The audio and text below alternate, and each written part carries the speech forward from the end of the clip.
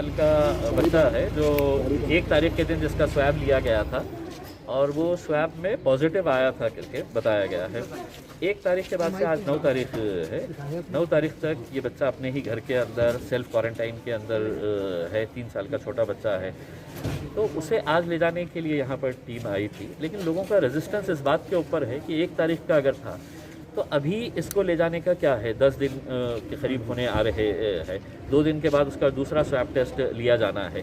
लोगों का जो विरोध है और जो हमने बार बार प्रशासन को, पुलिस को, हर एक को बताया है, मुख्यमंत्री साहब को खुद मैंने बताया हूँ कि साहब अगर आप मेरा स्वैब टेस्ट ले रहे हैं तो उसमें आप मुझे रिपोर्ट क्यों नहीं दे रहे हैं? आप कब तक है तो पुलिस का बल का इस्तेमाल करेंगे? ये पेशेंट और डॉक्टर के बीच का है तो मामला है। इसके अंदर आप फौज फाटा बिल्कुल लेके आएंगे, पुलिस का है तो आप प्रेशर लेके आके अगर लेकर जाएंगे तो लोगों का रेजिस्टेंस बढ़ता जाएगा। ये हमको भी हैंडल करना है, प्रशासन को भी हैंडल करना है, हेल्थ डिपार्टमेंट को हैंडल करना है, पुलिस को हैंडल करना है, लेकिन ये कोऑर्डिनेशन के साथ होना चाहिए। ये कोई चोर उच्चे लुच्चे लफंगे नहीं है कि जिसको है तो आप है तो पुलिस लेके आएंगे और उठाकर इस तरह से लेके जाएंगे करके। आप उनको काउंसलिंग करिएगा, उनको बताइएगा। तो हमने भी जाके है तो उनके पेरेंट्स से बात किए हैं और जब पूरी तरह से कन्विंस हुए हैं, हम खुद नहीं चाह रहे हैं कि मतलब ऐसा कोई डिसीजन हो कि जिसके एक बच्चे की वजह से है तो पूरा ये है, लेकिन वो बच्चा खुद है तो 10 दिन से अपने घर के अंदर बंद है। 2 दिन के बाद उसका दूसरा स्वैब टेस्ट लिया जाना है। बिल्कुल दूसरे स्वैब टेस्ट के लिए वो बाहर आएगा और बाहर आने के बाद ये किया जाएगा। लेकिन मेरे हिसाब से कहीं ना कहीं जिला प्रशासन, म्यूनसिपल अथॉरिटीज़ और गवर्नमेंट अथॉरिटीज़ के बीच में कोऑर्डिनेशन नहीं होने की वजह से ये है।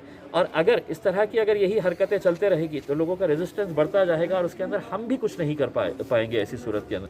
तो इसलिए हम चाहते हैं कि ये इनके बीच में अंडरस्टैंडिंग हो और जो नियम बनाए गए हैं उस नियम के हिसाब से अगर पूरा रहा तो यकीनन लोग उसके लिए कोऑपरेट करेंगे। सर एक बात बताइए, अभी जो पॉजिटिव जो हो रहा है, जो पेशेंट आ रहा है, तो उसको क्या रिपोर्ट दिखाया जाएगा सर? अभी देखिए, ये चीज़ मैंने मुख्यमंत्री साहब की मीटिंग के अंदर भी ये रखा था कि रिपोर्ट क्यों छुपाई जा रही है। अगर इम्तियाज़ जलील का अगर टेस्ट किया जा रहा है, मैं पॉजिटिव हूँ या निगेटिव हूँ, वो रिपोर्ट आप मेरे हाथ में दीजिए।